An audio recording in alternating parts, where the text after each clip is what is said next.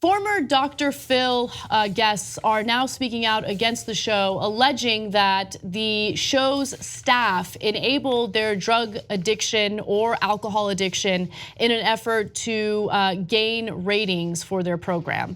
Now, Todd Herzog is one example that was detailed in statnews.com. Stat News, in addition to Boston Globe, published this report that was illuminating. However, the staff at Dr. Phil claimed that none of this is true. They are denying all of it.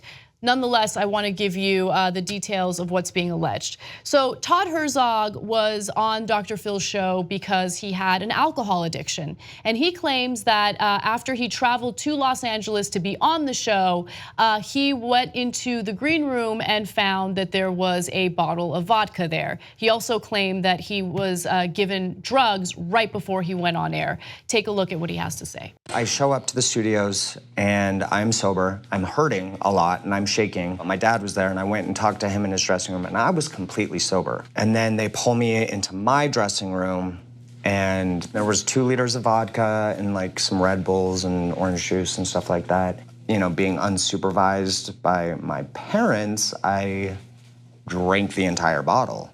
And then at some point somebody gave me a Xanax. They said, this will calm your nerves.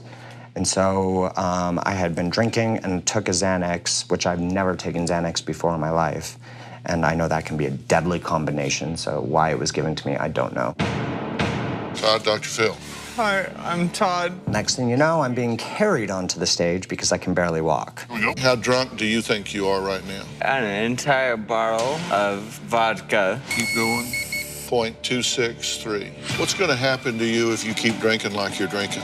I'm gonna die. So Herzog said that he showed up to the studios completely sober. His father was with him and has corroborated that. And Herzog says that he found the alcohol in the dressing room. Also, according to this report, guests have been left without medical help as they face withdrawal from drugs. The investigation is found, and one person said she was directed by a show staff member to an open-air drug market to find heroin for her detoxing niece. Now, people are usually traveling from out of state in order to be on the show, and for about 2 days, they don't have access to whatever drug that they're addicted to, and so they'll suffer from extreme withdrawals. And according to this one allegation, while one person was suffering a withdrawal, one of the producers or staff members on the show directed her to go find heroin at one specific place. So I don't like the exploitation of the show overall. And so people have different views on it, and they think some people will tell you that Dr. Phil has helped them a lot. For the people that have been on the show, the audience obviously likes it, it's very highly rated. He's the highest paid television personality in the country. You know how much he makes? He makes $79 million a year. Wow, right?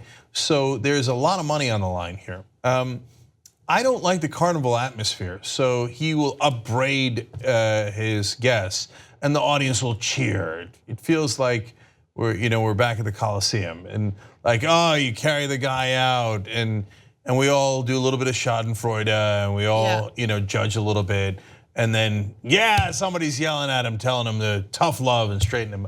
So look, I know it's a mixed bag. I'm sure he has helped some people. He says, I'm going to stay in your life forever. Really, all those guests, all those years, Dr. Phil's good friends with them and stayed in their life forever? I would be dramatically surprised.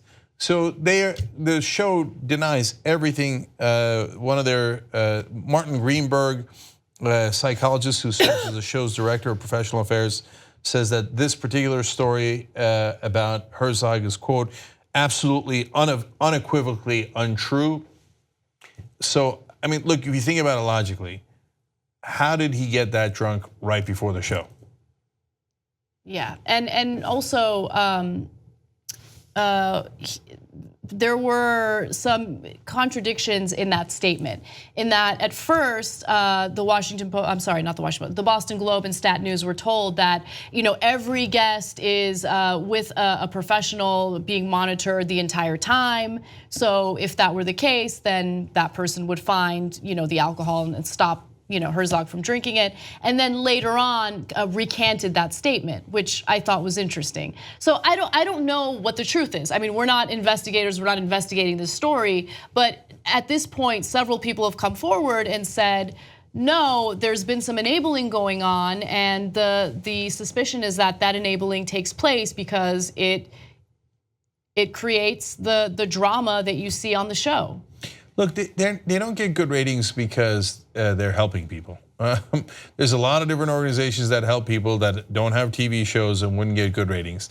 They get ratings because people get to feel like, we get to shame that person.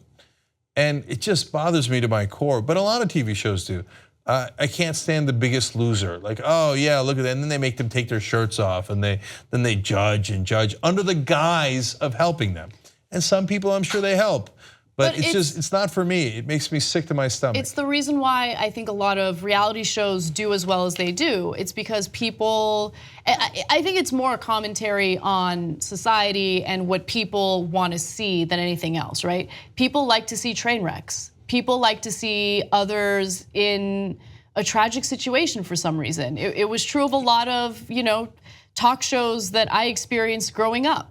Now, we know why, because it makes them feel a little bit better about themselves. We're all bullies in some way, and it's kind of sad. It's true, and it allows us to laugh at other people.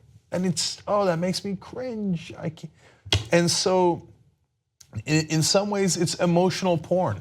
Yeah. And to me, that's deeply problematic.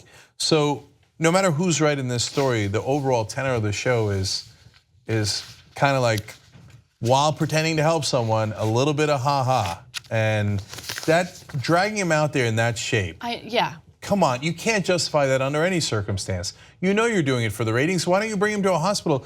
Dr. Phil said in that show, I've never talked to a guest who's closer to death. Then bring him to the hospital instead of trotting him out for ratings. If you want to get the whole Young Turks show every single day, become a member, tytnetwork.com/join.